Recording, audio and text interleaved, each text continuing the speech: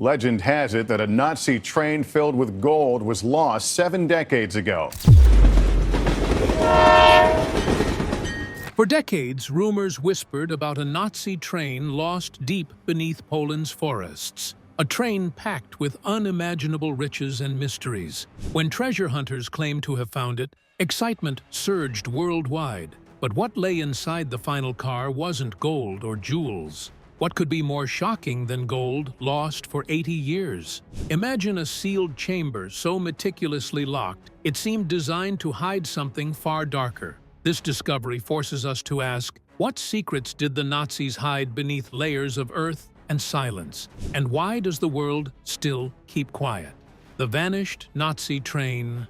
Deep in the quiet forests of Poland lies one of the most enduring mysteries of World War II. An armored Nazi train that disappeared without a trace over 80 years ago. Rumors say this train was no ordinary cargo carrier but a moving fortress, armored with thick steel, bristling with mounted weapons, and guarded by scores of SS soldiers. Hundreds of crates were loaded under heavy security, each stamped with official Nazi insignia. Locals who witnessed it swear they glimpsed gold bars, priceless art, and treasures that should never have been on a military train. The train's destination only deepened the mystery. It headed toward the remote Owl Mountains, a forbidding range where civilians were warned to stay away and soldiers maintained tight control. People say the train simply vanished once it rolled into the mountains, as if swallowed whole by the earth itself. For decades, most dismissed the tale as wartime folklore, a myth born from chaos and fear.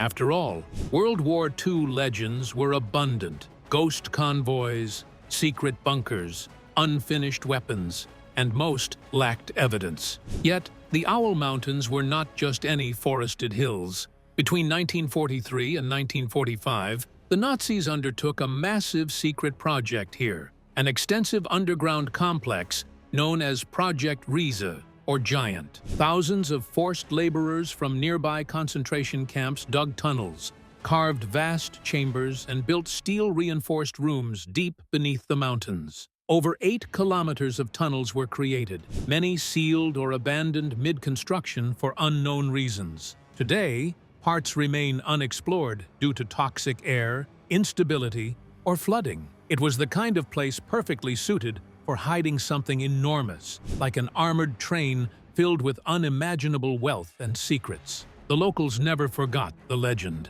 Even decades after the war, strange sounds of machinery humming deep underground were reported. Long after all supposed activity had ended, disused rail tracks abruptly ended against solid rock, defying logic. One lasting testimony came from the son of a railroad worker who, as a boy, was told his father guarded a train in early 1945. He watched it roll into a tunnel entrance and never come out again. Such stories fueled persistent belief in the train's existence. With treasure hunters returning year after year with metal detectors, maps, and endless hope. Most left empty-handed, but the legend never waned. A crucial twist came in 1975 when an elderly German man, sick and burdened with secrecy, claimed involvement in hiding the train. He described the operation in chilling detail: the number of soldiers, timing, even how explosives sealed the tunnel.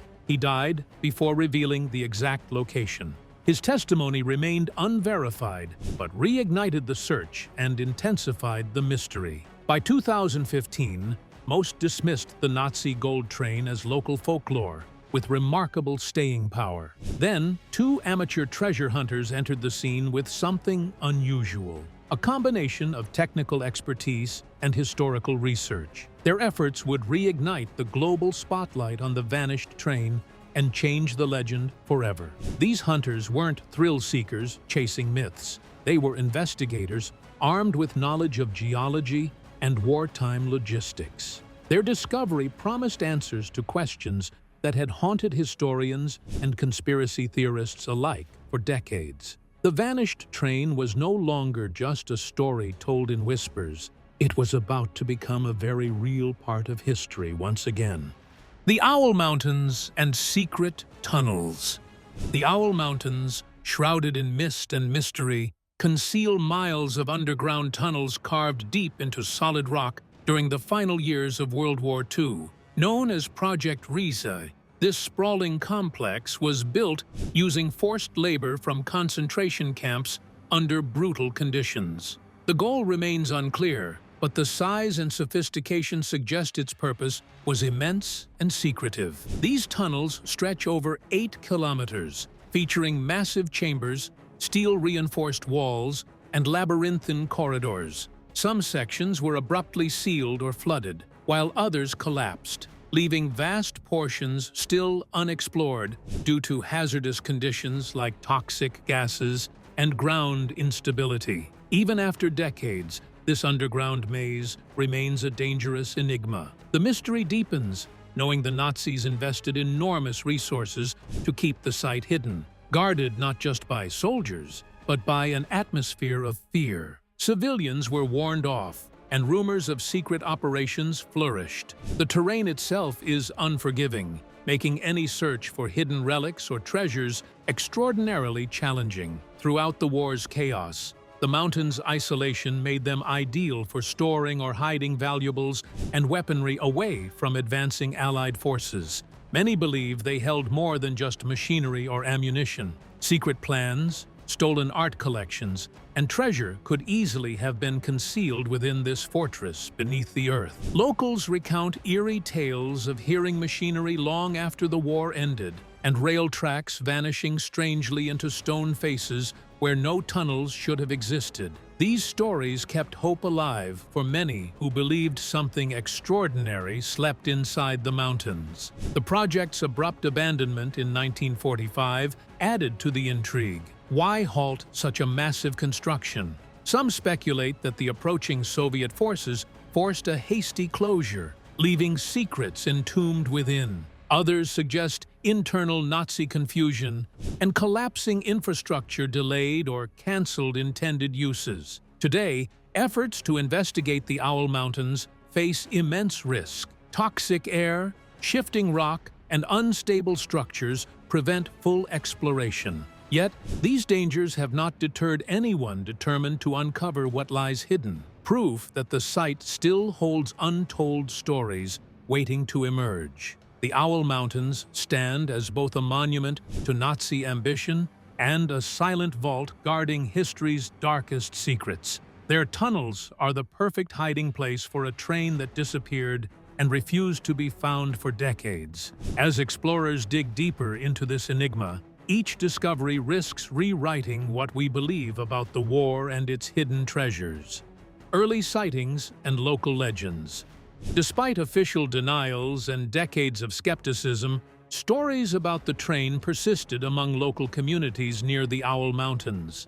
Eyewitnesses recalled seeing an armored train, heavily guarded and unlike any other, moving at night in early 1945. These memories stretched beyond simple hearsay. Multiple residents described consistent details about the train's appearance and its guarded cargo. Tales told of hundreds of crates, some shattered open slightly to reveal glimpses of gold bars and artworks wrapped carefully for transport. Locals lived in a state of quiet fear, knowing the region was under strict Nazi control, with warnings to avoid the tunnels and rail lines. This atmosphere gave rise to a mythic reputation for the area, a place to be feared, avoided, and whispered about. The most compelling accounts came from families tied to the rail industry. One man's father was assigned to guard the train during its fateful journey into the mountains. He witnessed it enter a tunnel and, astonishingly, never emerge again. Such testimony gave the legend a human face and suggested that something very real awaited below. These stories fueled interest among treasure hunters and amateur historians throughout the late 20th century. From metal detectors to old wartime maps, countless searches aimed to locate the lost train and its riches. Although frustration and failure were common, none accepted the mystery as settled. In 1975, the confession of an elderly German man claiming direct participation in hiding the train reignited the quest. His detailed description of the operation, including the use of explosives to seal tunnels, brought renewed hope despite his inability to disclose the precise location. His testimony lent a credible basis to what had previously been considered folklore. Over time, the train's legend grew into a regional obsession. Locals shared stories with visitors and researchers, keeping the mystery alive across generations. The mountain's silence was broken only by whispers of the riches buried beneath. While historians often dismissed the claims as wartime exaggerations or myths, the consistency and persistence of eyewitness reports forced a cautious reassessment. The train's existence felt less like fantasy and more like a secret waiting to be uncovered. The allure of hidden treasure, combined with shadowy history, created a powerful pull for anyone fascinated by the forgotten chapters of the war. It was a story ripe for discovery and for the secrets it might finally unveil. These early sightings planted the seeds for the modern investigations that would one day bring the mystery back into the world's spotlight. Each rumor and memory built anticipation toward a revelation that would shock beyond gold or jewels. The Murkers salt mine discovery. Poland after the supposed discovery of a Nazi treasure train that went missing in 1945. Long before the buzz around the lost Nazi gold train in Poland, a discovery in Germany served as undeniable proof that vast Nazi treasure hoards truly existed. In April 1945, two French civilians confidently directed American soldiers to a salt mine near the village of Murkers. They claimed the Germans were hiding something extraordinary deep underground, something worth risking everything to find. Indeed, what awaited inside stunned even the most battle-hardened troops. Descending into the eerie, echoing tunnels more than 2,000 feet below the surface, American forces uncovered a staggering treasure chamber. Thousands of gold bars were stacked with obsessive precision, glinting like wood piled for winter heat. Alongside them were heavy sacks of coins and crates, bursting with foreign currencies, from British pounds and French francs to Italian lira and US dollars, all plundered from occupied nations. But this was only the outer layer of a meticulously gathered fortune. The explorers found entire vaults filled with stolen artworks, paintings from Polish, Dutch, French, and Belgian museums, carefully wrapped sculptures, Byzantine mosaics, Islamic rugs, Roman relics, even delicate ancient papyrus documents softened by the salty air. What nations had mourned as lost forever now lay hidden beneath layers of salt and stone. The darkest grim reminder of Nazi brutality was also there. Mixed within the spoils were bags of personal belongings forcibly taken from concentration camp victims, rings ripped from fingers, gold teeth fillings, watches, and more. The victims' identities were melted down with cold efficiency to produce bullion.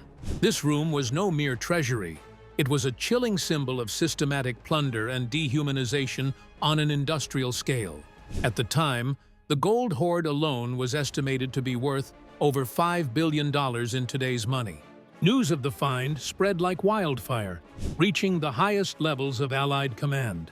Within days, General Dwight D. Eisenhower, accompanied by Generals Patton and Bradley, visited Murkers personally. Documentarians, photographers, and record keepers followed, ensuring every gold bar and piece of art was cataloged with painstaking detail. Yet even this massive find was only a part of the story. A month before discovery, the Reich Ministry for Education ordered the transfer of priceless state museum holdings underground for safekeeping. Dr. Paul Ortwin Rav, a respected Berlin curator, was charged with managing these relocations. Understanding the dangers of storing treasures in some mines, shipments were redirected to the expansive Murkers mine, which boasted dozens of hidden entrances and over 35 meters of tunnels. Between March 20th and 31st alone, a quarter of the collections from 14 Prussian state museums were moved into this vault maze, with Dr. Rav staying behind to guard them. The irony was bitter. He was entrusted with securing treasures stolen initially by the Nazi regime itself. Yet mere days later, On April 4th, Patton's Third Army captured the village of Murkers, and soon after, American officers began confirming the unbelievable scale of secret Nazi reserves hidden beneath the mine.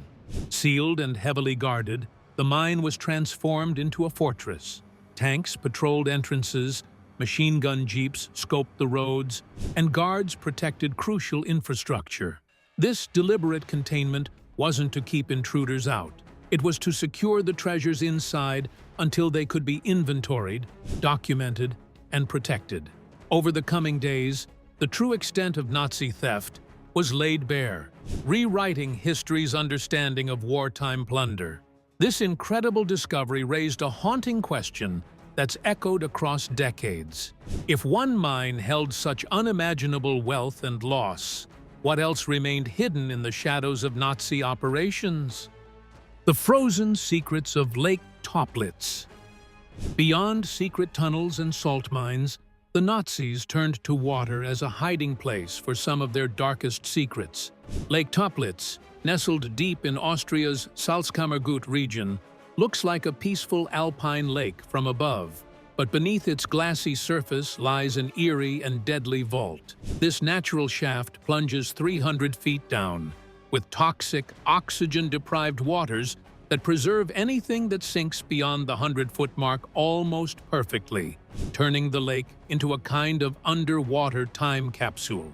During the final desperate months of the war, with the Third Reich collapsing, Loyalists fled into these remote Alps, transporting crates of unknown contents by military truck and horse-drawn wagons. One by one, these heavy boxes were pushed into the dark depths of Lake Toplitz, swallowed by the water's black stillness and sealed within the anoxic abyss. What was hidden there remains a mystery, but theories range from stolen gold and secret documents to experimental weapons the Nazi leaders wanted buried forever. The first clues emerged in the 1950s, when divers encountered crates filled not with gold, but with forgeries. British banknotes so flawlessly counterfeited that even expert bankers struggled to detect them. This discovery cracked open the story of Operation Bernhard, a daring Nazi plot to destabilize the British economy by flooding it with mass-produced counterfeit currency aimed at triggering inflation and wrecking wartime finances. As Allied forces advanced, the Nazis realized the counterfeit notes would incriminate the operation's organizers, so every trace had to disappear. The forged money and printing plates were hauled from secret presses and dumped deep into Lake Toplitz, where the water's unique preservation conditions kept the evidence intact for decades.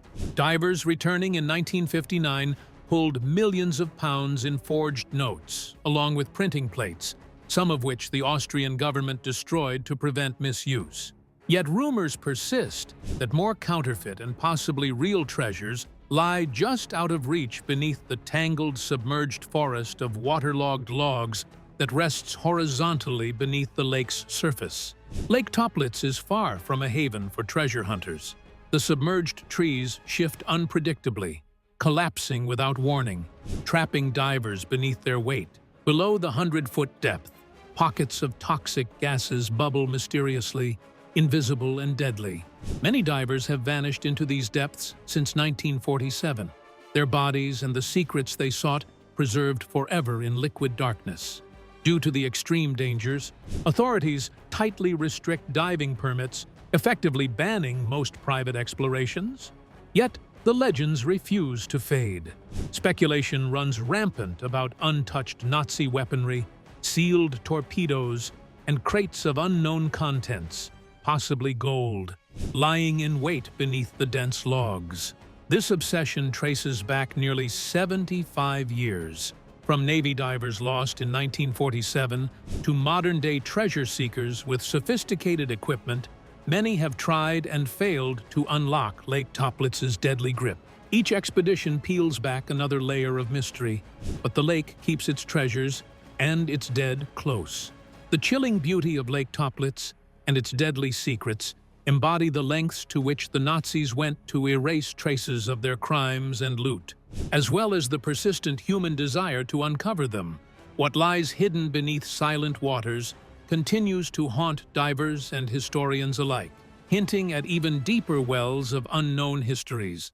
As the world's attention focused on underground caves and alpine lakes, other fragments of the Nazi treasure puzzle awaited discovery, each adding a new thread to an ever-complex tapestry of secret histories and lost legacies.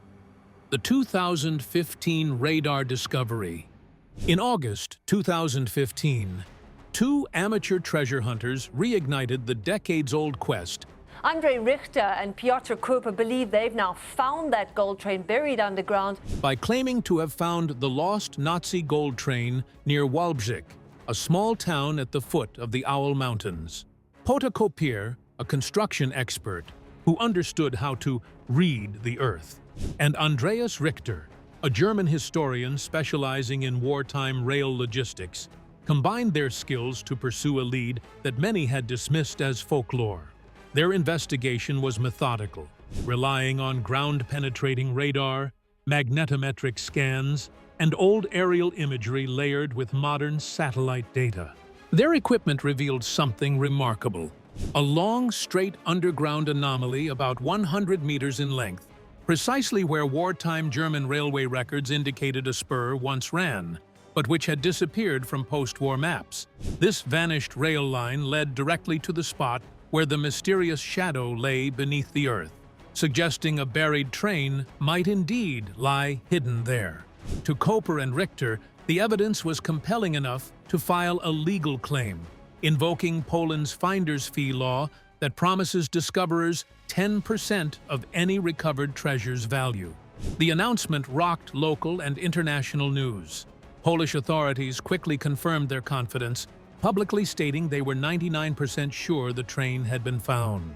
Armed guards arrived almost immediately, fencing off the site and turning the serene forested hills into a heavily secured and secretive zone. Journalists and curious onlookers flooded into town, igniting a media frenzy that felt like a modern-day gold rush, centered on a shadow buried for more than 70 years. Yet the excitement came with unease. Speculation about booby traps, looter protection, and political maneuvering swirled beneath official statements citing safety concerns and the possibility of unexploded ordnance. Even media access was tightly controlled, with few allowed close to the excavation site. The tension hinted at something more complex than a simple treasure hunt. In November 2015, the Polish government authorized two separate teams to conduct non-invasive scans of the site. While Koper and Richter's team remained involved, another group from the Krakow Mining Academy deployed their decades of geological expertise and advanced instrumentation. In December, the Mining Academy released their report. No train existed where the anomaly was detected. Instead, natural rock formations and glacial deposits mirrored the radar signals in patterns mistaken for metallic objects. Undeterred, Koper and Richter insisted their interpretation was accurate. Having worked the terrain for years, they argued that the Mining Academy's scans overlooked the possibility of metal hidden beneath thick mineral layers. Their convictions successfully attracted financing for a full-scale excavation, one of the largest private digs Poland had ever seen. By August 2016, a 64-person team of engineers, archaeologists, geologists, chemists, and even demolitions experts gathered, ready to unearth what had been buried for 7 decades. Cameras lined the excavation, creating a worldwide spectacle. The world watched, anticipating the glint of steel or flash of gold beneath the floodlights. But after 7 days of intense digging, no tracks, tunnels, or locomotives appeared.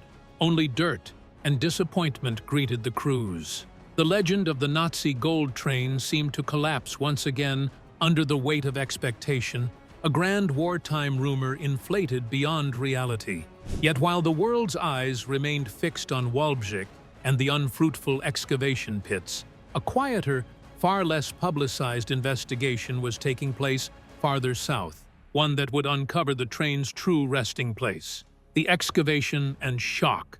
Far from the media frenzy near Wałbrzych, A private research group had been working quietly near the Czech border in Lubavka, following subtle clues others had missed.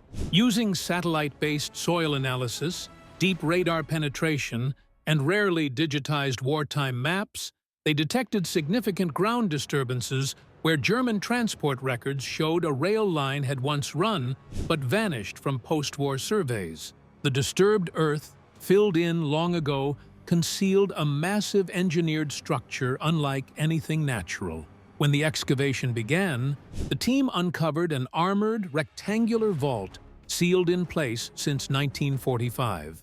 The earth and vegetation above remained undisturbed for more than 70 years. Inside lay crates bearing Reichsbank stamps, wrapped paintings, jewelry, and currency from half a dozen occupied nations. Evidence that the Nazi gold train was not myth, but reality, hidden where no one had looked before. As workers logged and cataloged the cargo with clinical precision, all eyes turned uneasily toward the train's last car.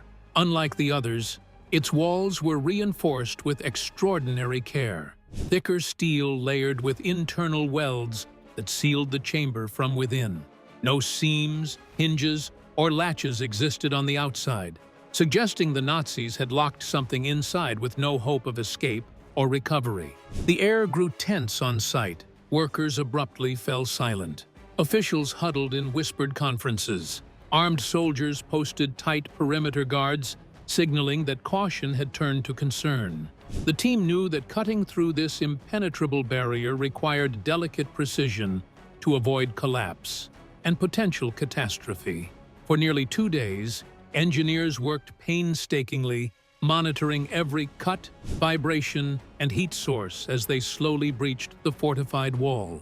The atmosphere was heavy with apprehension. The usual banter and humor vanished beneath the weight of uncertainty. When the final sliver of metal parted just after dawn, a small viewing slit allowed a single flashlight beam to pierce the darkness inside. What the first worker saw stopped him cold. He neither shouted nor gasped, but simply froze, as if confronted by something beyond belief. One by one, others peered in, their expressions hardening with shock and dread. One archaeologist, seasoned with decades of mass grave excavations, turned away trembling. The sealed chamber was not filled with gold or art, but dozens of meticulously numbered crates containing personal belongings, civilian clothing, children's shoes, suitcases with faded name tags, bundles of handwritten letters, lists annotated in German shorthand. Among the most harrowing contents were crates packed with eyeglasses, labeled bundles of human hair, and personal effects sorted with brutal order. This was no trove of treasure. It was a deliberate, horrifying inventory of lives, systematically stripped and catalogued for erasure. One researcher described the nightmare succinctly. You don't catalog people's lives like that unless you're planning to erase them. The knowledge of what lay behind that steel wall changed everything the team thought they knew. No photographs or official reports of this chamber have ever been released. Those who worked there speak only anonymously, sharing memories tinged with nausea, dizziness, and disbelief. The excavation instantly shifted from exploration to containment. Documentation was seized, equipment confiscated, and workers dismissed under guarded escort. Nightfall brought unmarked trucks, heavy tarps, and a silence that stretched around the hill like a shroud. The world outside would see nothing more. The narrative was sealed tight, just like the train's last car. Nazi gold train actually exists.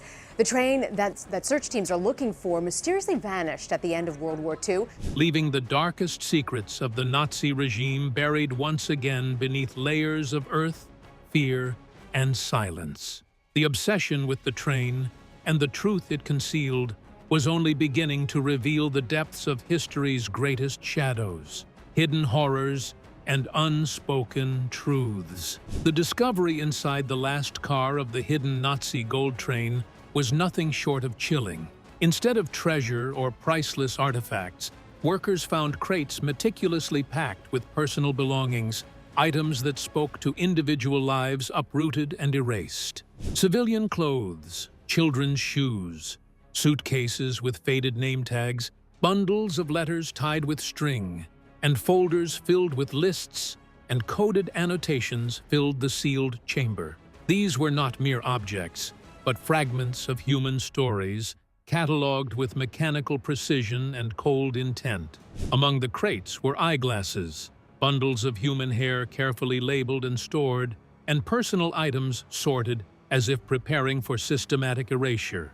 This was no random collection of wartime loot or refugee belongings. It was an inventory, deliberate, organized, and horrifying in its implications. One researcher later said, "You don't catalog people's lives like that unless you're planning to erase them."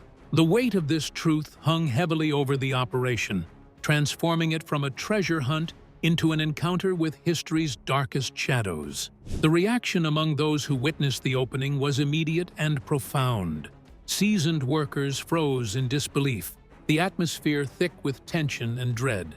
Even an archaeologist experienced in excavating mass graves had to step away, visibly shaken by what was revealed. Conversations hushed to whispers, the site's serenity splintered by the chilling reality, buried for decades beneath the earth. Almost instantly, the site was placed under extreme lockdown.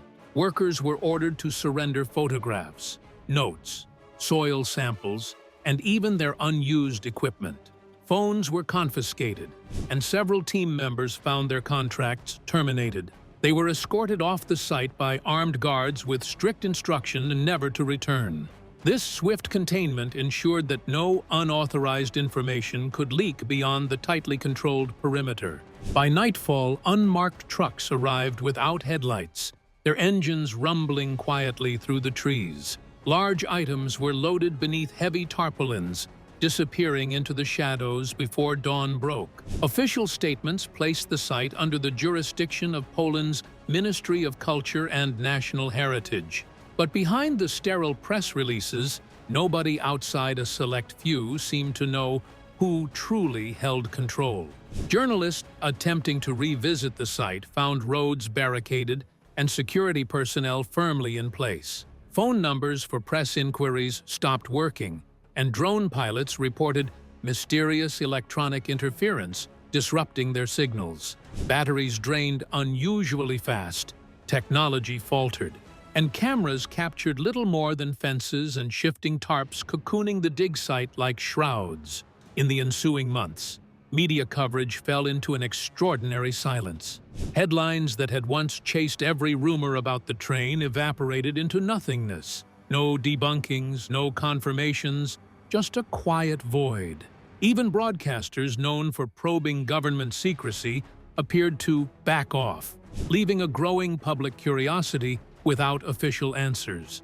The final car's secrets, it seemed, had disappeared from public view as thoroughly as they had been concealed underground. What became clear was that the gold and jewels were never the heart of this mystery. The welded wall and the carefully catalogued crates served to bury something far deeper, darker, and profoundly more uncomfortable than mere treasure. If a single train could contain locked-away evidence of systematic human tragedy hidden for over 80 years, the question lingers. What else remains buried out there? What other stories, suppressed and sealed, await rediscovery in the shadows? The tunnels beneath the Owl Mountains were built with purpose, filled with intention far beyond simple storage. Someone knew exactly what was going in, what was being concealed, and what must never be revealed. Now, decades later, when one of these forbidden walls is finally breached, the rapid shutdown and enforced silence signal just how fiercely some secrets are guarded. They do not vanish because they are forgotten. They stay buried because forces work tirelessly to keep them hidden. History has a way of resurfacing when least expected. Steel doors rust, earth shifts, and silence fractures under truth's weight. Each rediscovered fragment demands remembrance, not denial, until every sealed passage is opened and every ledger read aloud.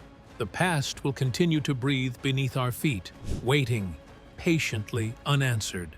The hidden Nazi gold train is more than a lost treasure story. It's a haunting reminder of the darkest chapters of history, preserved beneath layers of earth and silence. What was found in its last car challenges us to face truths long concealed. If you found this revelation compelling, please like the video and subscribe for more deep dives into history's mysteries. Thank you for watching.